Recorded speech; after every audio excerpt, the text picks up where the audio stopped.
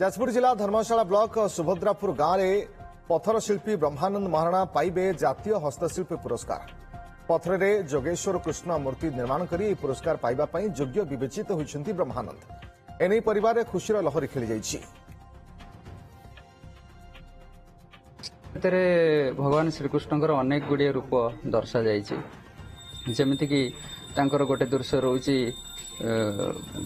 ମାର ପିଲା ପ୍ରତି ଯେଉଁ ସ୍ନେହ, ଆଉ ଗୋଟେ ରହୁଛି ଆପଣଙ୍କର ଲବଣ ଚୋରୀର ଗୋଟେ ଦୃଶ୍ୟ ରହୁଛି, ଗିରି ଗୋବର୍ଦ୍ଧନର ଦୃଶ୍ୟ ରହୁଛି,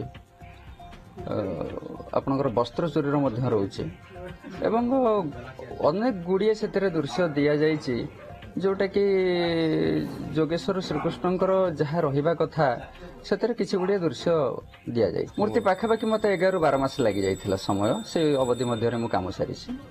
ମୁଁ ଗତକାଲି ରାତିରେ ମେସେଜ ଦେଖିଲି ଯେ ମୋର ମାନେ ଜାତୀୟ ହସ୍ତଶିଳ୍ପ ପୁରସ୍କାର ଲିଷ୍ଟରେ ଅଛି। ସାରା ଭାରତ ବର୍ଷରେ ମୋର ପଥରରେ ସିଲେକ୍ସନ କରାଯାଇଛି, ସେଥିପାଇଁ ମୁଁ ବହୁତ ଖୁସି ଅନୁଭବ। ଯାଜପୁର ଜିଲ୍ଲା ଧର୍ମଶାଳା ବ୍ଲକ ସୁଭଦ୍ରାପୁର ଗାଁରେ ପଥର ଶିଳ୍ପୀ ବ୍ରହ୍ମାନନ୍ଦ ମହାରଣା ପାଇବେ ଜାତୀୟ ହସ୍ତଶିଳ୍ପୀ ପୁରସ୍କାର। ପଥରରେ ଯୋଗେଶ୍ୱର କୃଷ୍ଣ ମୂର୍ତ୍ତି ନିର୍ମାଣ କରି ଏହି ପୁରସ୍କାର ପାଇବା ପାଇଁ ଯୋଗ୍ୟ ବିବେଚିତ ହୋଇଛନ୍ତି ବ୍ରହ୍ମାନନ୍ଦ। ଏନେଇ ପରିବାରରେ ଖୁସିର ଲହରୀ ଖେଳିଯାଇଛି।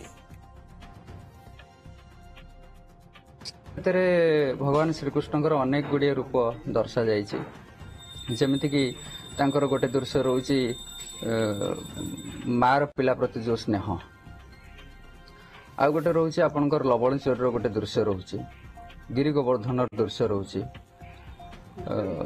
ଆପଣଙ୍କର ବସ୍ତ୍ର ଚୋରୀର ମଧ୍ୟ ରହୁଛି ଏବଂ ଅନେକ ଗୁଡ଼ିଏ ସେଥିରେ ଦୃଶ୍ୟ ଦିଆଯାଇଛି ଯୋଉଟାକି ଯୋଗେଶ୍ୱର ଶ୍ରୀକୃଷ୍ଣଙ୍କର ଯାହା ରହିବା କଥା ସେଥିରେ କିଛି ଗୁଡ଼ିଏ ଦୃଶ୍ୟ ଦିଆଯାଇଛି। ମୂର୍ତ୍ତି ପାଖାପାଖି ମୋତେ 11-12 ମାସ ଲାଗିଯାଇଥିଲା ସମୟ, ସେ ଅବଧି ମଧ୍ୟରେ ମୁଁ କାମ ସାରିଛି।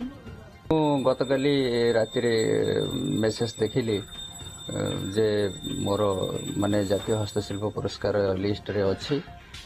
ସାରା ଭାରତ ବର୍ଷରେ ମୋର ପଥରରେ ସିଲେକ୍ସନ କରାଯାଇଛି, ସେଥିପାଇଁ ମୁଁ ବହୁତ ଖୁସି ଅନୁଭବ।